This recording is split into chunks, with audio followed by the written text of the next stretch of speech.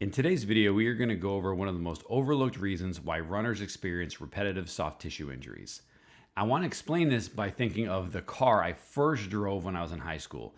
It was a beater. It was a 1991 Mercury Topaz. One time when I tried to get onto the highway to beat oncoming traffic, I had to accelerate up to about 65, and just doing that was enough effort to make the muffler fall out of the car, create sparks on the highway, all kinds of different issues. Now, that analogy works for us as runners, because if we are running very close to our maximum effort to sustain whatever our target pace is, that's going to be a lot of strain and effort on our soft tissues. So let's think of somebody training for a half marathon, for instance. Perhaps your training run that day is 5 miles. Well, if we have to run at, let's say, 80% of the maximum speed we are capable of achieving, that is a lot more effort and more strain over time on our body, on our soft tissues, relative to somebody who maybe can sustain that same pace, but at 60% effort, let's say. So if we think of the most elite runners in the world, they're actually pretty darn fast, but that allows them to sustain a certain pace without as much effort. Now, for that reason, one of the things we need to think about in our training is how we actually raise the ceiling of the speed we're able to actually achieve. Now, it seems like common sense that if you're running distance, all you have to do is run for more and more distance and let your body acclimate to that.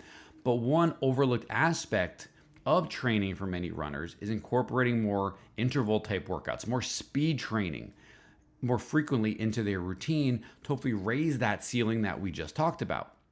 So one of the recommendations I give to runners, because oftentimes I see these runners are not incorporating any of this into their training, is to go to a local track, or if they don't have access to a track, you can perhaps find another way to do this, and maybe incorporate 400-meter intervals into this where you're working at a pretty high effort level, where you may be working at 80-90% of your effort, and you're really trying to push the pace with longer rest breaks in between these 400-meter runs, because the goal is to get your body used to and more comfortable with moving at higher speeds.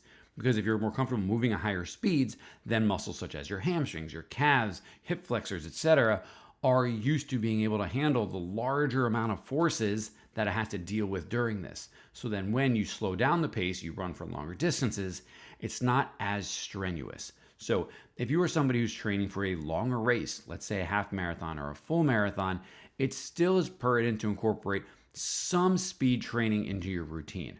Perhaps it's once a week. As you get closer and closer to your race, you probably want to back off on that and focus on your mileage. So maybe you're doing that less frequently, but at least in your off season or your very, very early build-up phase to get ready for that race, that is when you may want to incorporate some of these principles into your training. So if you're somebody who is working with a running coach, talk to them about that. If you're somebody looking for more guidance on how to implement these principles into your training routine so that you don't experience the various soft tissue injuries that many runners experience, such as calf strains, hamstring strains, hip flexor issues, come to us and get some help, because this is something we guide many runners through in helping them tailor their training to what is most appropriate to what they're trying to accomplish in the future.